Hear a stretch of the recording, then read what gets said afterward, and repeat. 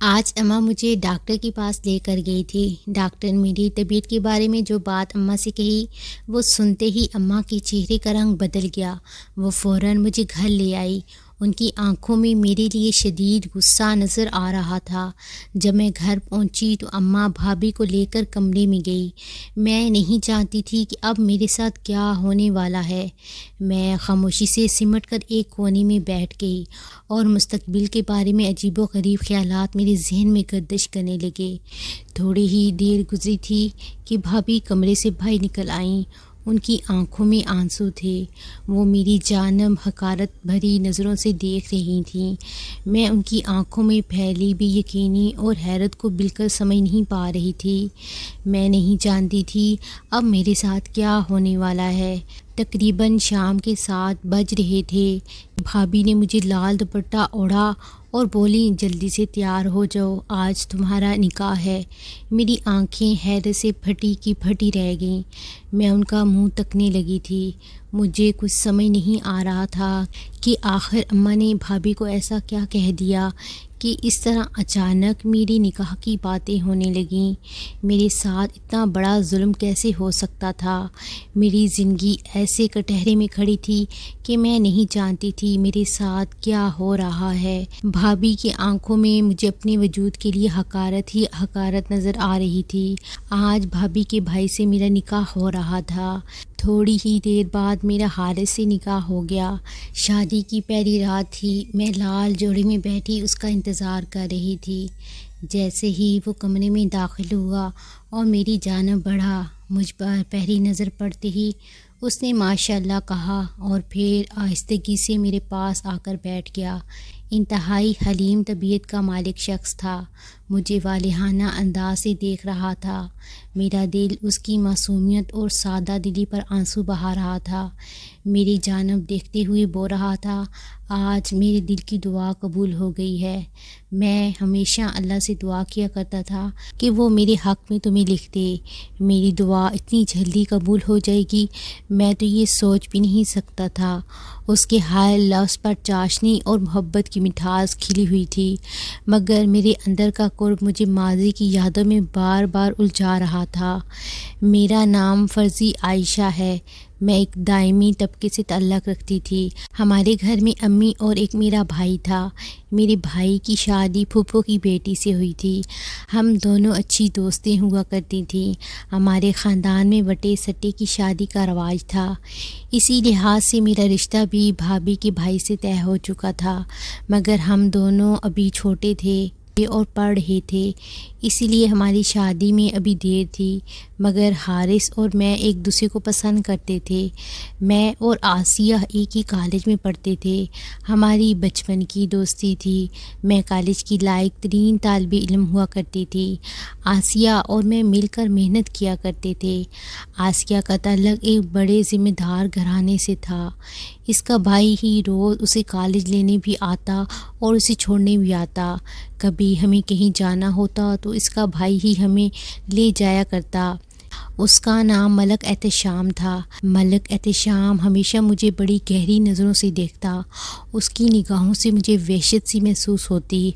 اس کی نظروں میں مجھے اپنے لیے پسندیدگی صاف نظر آتی تھی، مگر میں انجان بنی رہتی۔ میں حتی الامکان کوشش کرتی کہ میرا اس سے سامنا بہت کم ہو، لیکن اگر مجبوراً مجھے کہیں آنا جانا پڑتا تو آسیہ مجھے اپنے ساتھ لے جایا کرتی۔ میں کوشش کرتی کہ اس کے بھائی کے ساتھ کہیں نہ جاؤں۔ دن یوں ہی گزرتے گئے۔ میں اور آسیہ BSc کے سال میں تھے اور ہمارے پیپرز ہونے والے تھے۔ آسیہ اور میں اکٹھے بیٹھ کر گھنٹوں پڑھا کرتے۔ ایک دن ایسا ہوا کہ میں کالج گئی تو آسیہ چھٹی پر تھی۔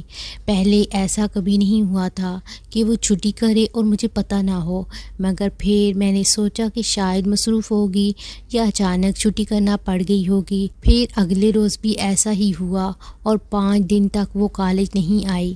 میں نے اسے کافی دفعہ فون کرنے کی کوشش کی، مگر اس کا نمبر متواتر بن جا رہا تھا۔ مجھے پریشانی ہونے لگی کہ آخر اس کا فون کیوں بند جا رہا ہے۔ مجھے لگا کہ کہیں وہ کسی مصیبت میں نہ پھنس گئی ہو۔ مجھے فکر ستانے لگی، وہ میری جان سے زیادہ عزیز دوست تھی، یہ کیسے ہو سکتا تھا کہ کوئی مسئلہ ہو اور وہ مجھے نہ بتائے۔ میں نے سوچا کیوں نہ اس کے گھر جا کر معلوم کروں کہ کیا معاملہ ہے۔ اس کا گھر چند منٹوں کی دوری پر اسی گاؤں میں تھا۔ میں کالج سے نکلی اور پیدل اس کے گھر جا پہنچی۔ میں پہلے کبھی اس کے گھر نہیں گئی تھی۔ اس نے کئی بار مجھے اپنے گھر آنے کی دعوت دی مگر میں کبھی نہیں جا پائی۔ میں نے اس کا گھر باہر سے دیکھا ہوا تھا۔ جیسے ہی میں اس کے گھر میں داخل ہوئی، مجھے اس کی خانسامہ ڈرائنگ روم میں لے گئی۔ وہاں بیٹھ کر میں اس کا انتظار کر رہی تھی کہ میری نظریں اس کے ڈرائنگ روم میں خود بخود اٹھنے لگیں۔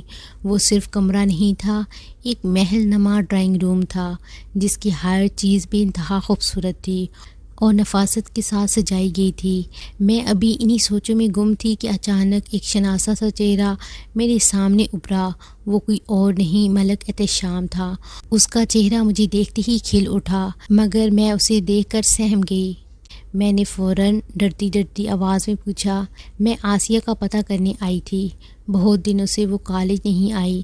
تب احتشام نے کہا کہ اس کی طبیعت کافی خراب ہے اور وہ اسپتال میں داخل ہے اور تم سے ملنا بھی چاہتی ہے۔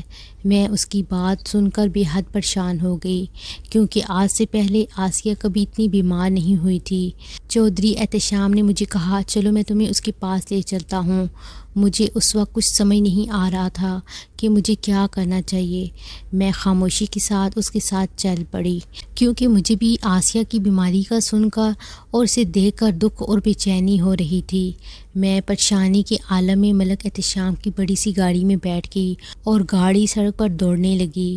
میرے دل میں عجیب سے وسوسے اٹھ رہے تھے کیونکہ میں اس سے پہلے کبھی کسی نامحرم کے ساتھ اس طرح نہیں بیٹھی تھی، کیونکہ میں نے ان تمام وسوسوں کو دل میں ہی دبا دیا اور راستے کے ختم ہونے کا انتظار کرنے لگی۔ مجھے آسیہ کی بیماری نے پریشان کیا ہوا تھا۔ 1 گھنٹے تک یہ سفر جاری رہا۔ میں حیران تھی کہ یہ کون سا سفر ہے جو ختم ہونے کا نام ہی نہیں لے رہا۔ تھوڑی ہی دیر بعد ملک صاحب نے اپنی گاڑی ایک فارم ہاؤس کے سامنے روک دی۔ میں نے دیکھا یہ تو ہسپتال نہیں تھا بلکہ ان کا کوئی فارم ہاؤس تھا۔ یہ دیکھتے ہی میرے تو رونگٹے کھڑے ہو گئے۔ میں نے ڈرتے ہوئے پوچھا، یہ اسپتال تو نہیں ہے؟ تب وہ کہنے لگا، تم اندر چلو۔ میں وہاں سے بھاگنے لگی مگر مجبور تھی، میرے بس میں کچھ نہیں تھا۔ مجھے تقریباً گھسیٹتے ہوئے ایک کمرے میں لے گیا۔ میں نے آج اس کا گھنونا چہرہ دیکھا تھا، سوچ بھی نہیں سکتی تھی کہ وہ ایسا نکلے گا۔ وہ میرے سامنے آ بیٹھا۔ میں کمرے کے کونے میں چپکی ہوئی بیٹھی تھی اور رو رو کر اللہ سے دعائیں مانگ رہی تھی کہ یا اللہ میری عزت کی حفاظت فرما، مگر وہ شخص مجھے درندہ نما نگاہوں سے گھور رہا تھا۔ فوراً میرے آگے آ کر بیٹھا اور بولا، شاید تم جانتی نہیں ہو، ملک احتشام جس چیز کو پسند کر لیتا ہے پھر اسے حاصل کر کے رہتا ہے۔ میں نے کئی بار تمہیں اپنی نگاہوں سے پیغام پہنچانا چاہا مگر تم تو انجان بنی رہی۔ مجھے تو اس کی آواز سے کراہت محسوس ہو رہی تھی۔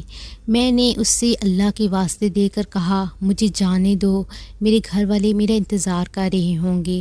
میں کسی کو بھی اس بات کے بارے میں نہیں بتاؤں گی، مگر اس پر کسی بات کا اثر نہیں ہو رہا تھا۔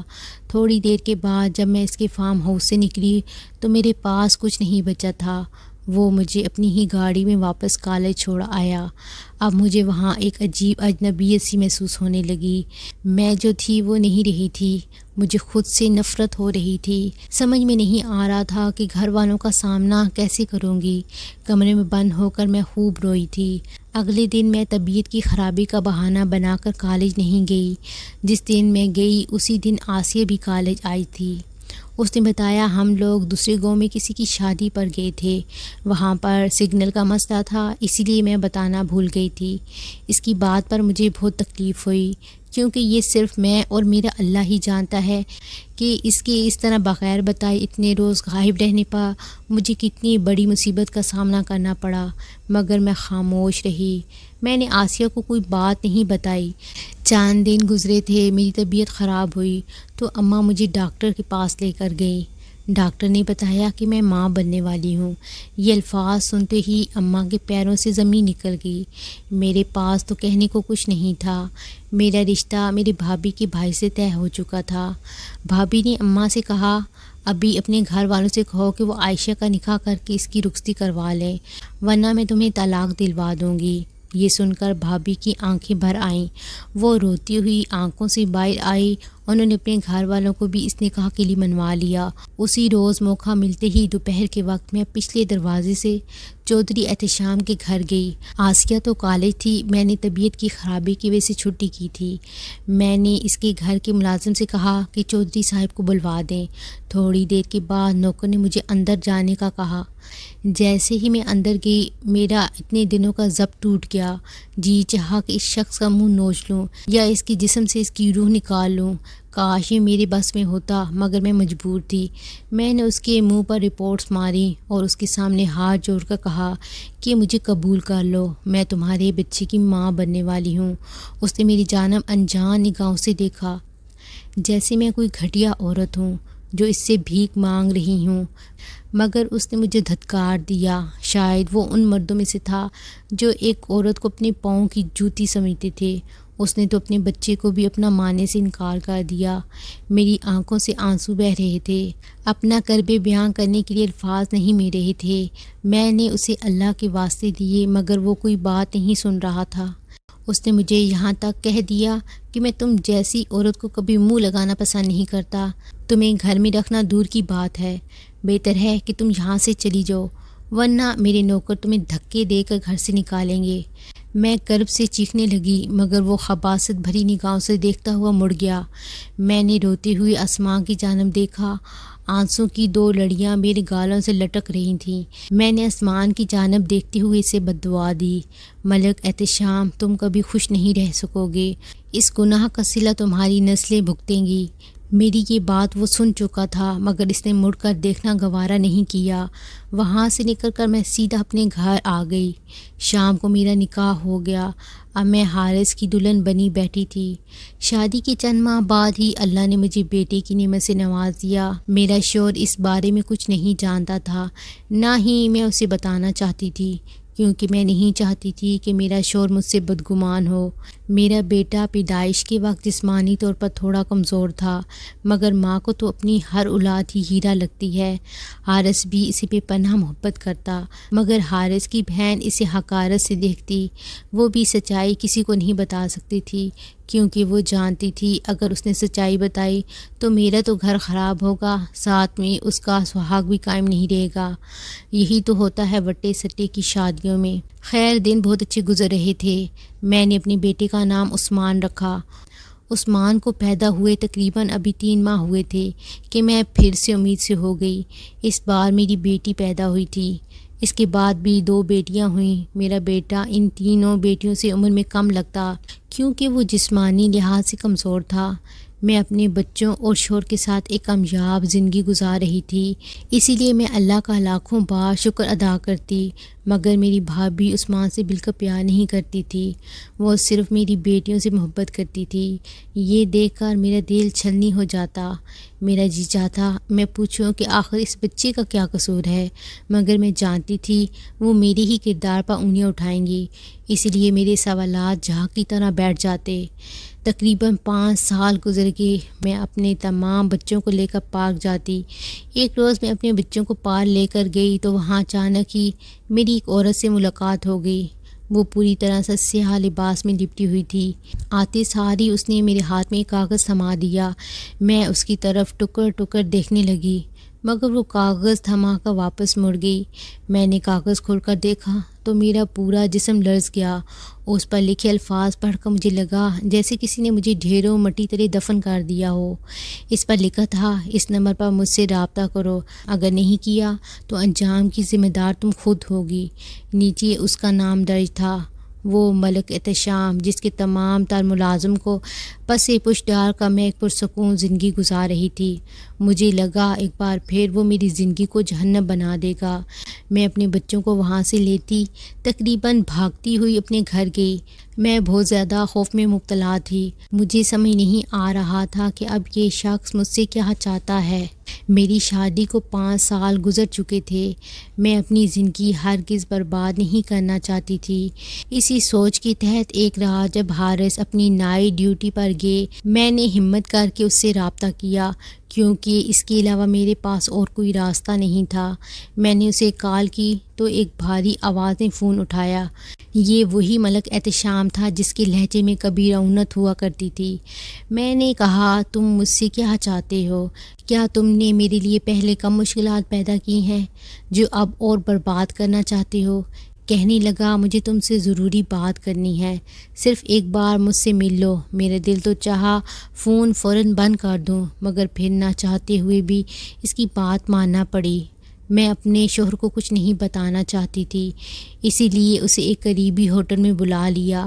اگلے دن مقررہ وقت پر میں وہاں پہنچی تو وہ پہلے سے ہی موجود تھا۔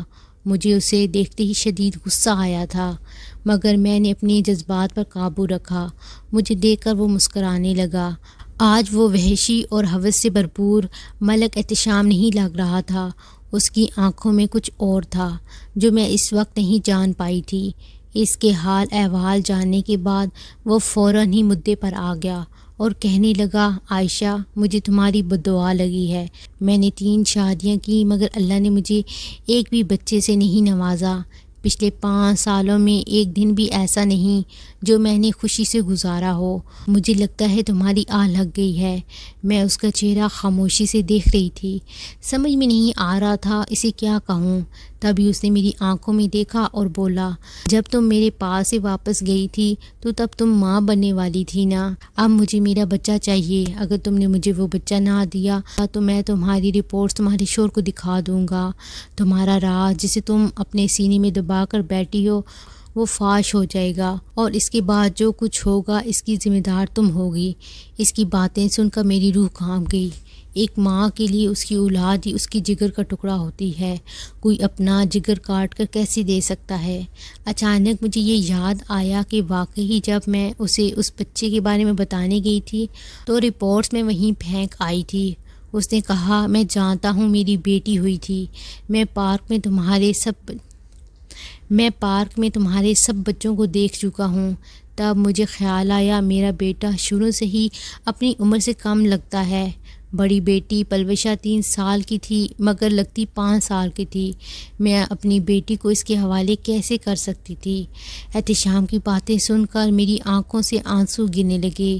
وہ بھی میرے آگے ہاتھ جوڑ کر رونے لگا، میری بیٹی مجھے لٹا دو، میں تمہیں اس کی منہ مانگی قیمت دوں گا۔ وہ کہہ رہا تھا کہ میں اس کا شہزادیوں کی طرح خیال رکھوں گا۔ میں پریشان ہو گئی کہ اب میں کیا کروں۔ میں نے اسے یہ نہیں بتایا کہ تمہاری اولاد بیٹا تھی، کیونکہ عثمان میرا اکلوتا بیٹا تھا جسے میں کسی قیمت پر کھونا نہیں چاہتی تھی۔ میں یہ بھی جانتی تھی کہ احتشام اپنی بات سے پیچھے ہٹنے والا نہیں۔ میں خاموشی سے وہاں سے اٹھی تو وہ کہنے لگا، میں تمہارے جواب کا منتظر رہوں گا۔ شام ہونے کو آئی تھی، میرا جی چاہا اپنے سارے بچوں کو اپنی باہوں میں چھپا لوں، جیسے چڑیا اپنے پروں میں اپنے بچوں کو سنبھال لیتی ہے، مگر افسوس میں اس طرح اس ظالم شخص سے اپنے بچوں کو نہیں بچا سکتی تھی۔ وہ رات مجھ پر بہت بھاری تھی۔ میں نے جائے نماز بچھائی، اللہ سے رو رو کر دعا مانگنے لگی کہ مجھے کوئی راستہ دکھا دے۔ وہ ساری رات میں نے روتے ہوئے گزاری۔ نماز فجر کے ساتھ ہی میں جائے نماز سے اپنے حتمی فیصلہ کر کے اٹھی۔ دن ہوتے ہی میں نے اپنی بیٹی کو تیار کیا۔ وہ میری سب سے خوبصورت بیٹی تھی۔ میں اسے تیار کر کے بے تحاشا پیار کرنے لگی۔ آج اپنے جگر کا ٹکڑا کاٹ کر اس شخص کو دینے والی تھی جس نے مجھے میری ہی نظروں میں گرا دیا تھا۔ میں سب بچوں کو لے کر پارک چلی گئی۔ آج میری ممتا مر چکی تھی۔ کوئی بھی ماں ایسا ظلم نہیں کر سکتی تھی۔ احتشام کو صبح ہی فون پر میں اپنا فیصلہ سنا چکی تھی۔ میں نے اس عورت کو آنکھ کے اشارے سے کہا تو وہ میری بیٹی کو بہلا پھسلا کر میرے سامنے گاڑی میں بٹھا کر لے گئی۔ میرا دل اس وقت ٹوٹ کر بکھر گیا تھا، مگر مجھے ہمت سے کام لینا تھا۔ میں نے گھر جاتے ہی وویلا مچا دیا کہ پلوشہ پارک میں کھیلتے کھیلتے کہیں چلی گئی ہے۔ سبھی لوگ حیران پریشان ہو گئے تھے۔ حارث نے اسے کئی ماہ پاگلوں کی طرح ڈھونڈا، مگر اب وہ بھی خاموش ہو گیا تھا۔ مگر میری آنکھیں آج بھی تنہائی میں میرا ساتھ نہیں دیتی، کیونکہ میں نے اپنے بیٹے کے لیے اپنی بیٹی کو قربان کر دیا۔ کوئی ماں ایسا کیسے کر سکتی تھی؟ آج اس بات کو 20 سال گزر گئے ہیں۔ مجھے ایک نامعلوم پتے سے اس کی شادی کا کارڈ ملا ہے جس پر ڈاکٹر پلوشا کا نام لکھا ہوا ہے۔ مجھے اس بات کی تسلی ہو گئی تھی کہ اس نے میری بیٹی کو شہزادیوں کی طرح پالا، اسے پڑھا لکھا کر ڈاکٹر بنایا ہے۔ آج مجھے اس کی شادی کا بلاوا آیا ہے، مگر میں جانتی تھی کہ میں اس کی شادی میں نہیں جا سکوں گی کیونکہ میں نے اپنے ہاتھوں سے اپنی بیٹی کو اس شخص کے حوالے کیا تھا۔ میں کیسے اس کا سامنا کر سکتی تھی؟ یہ راز ہمیشہ میرے دل میں ہی رہے گا۔ عثمان احتشام کا بیٹا تھا۔ میں نے اپنی بیٹی کو اپنے بیٹے پر قربان کر دیا۔ میں اللہ سے رو رو کر دعائیں کرتی ہوں کہ وہ مجھے اس گناہ کے لیے معاف کر دے۔ میں آپ سب لوگوں سے بھی یہی درخواست کرتی ہوں کہ میرے حق میں دعا کریں، کیا پتہ نیلی چھت والا کس کی دعا قبول کر لے۔ تو ویورز، میری ویڈیو آج کی کیسی لگی؟ آپ کو میری ویڈیو پسند آئی ہے تو اس کو لائک کر دیں۔ آپ چینل پر نئے ہیں تو میرے چینل کو سبسکرائب کر کے ساتھ میں بیل نوٹیفیکیشن اس کا بٹن بھی آن کر دیں تاکہ آپ کو بر وقت میری کہانیوں کی اپڈیٹ ملتی رہے۔ نیکسٹ ویڈیو تک کے لیے مجھے اجازت دیں، دعاؤں میں یاد رکھیں۔ اللہ حافظ۔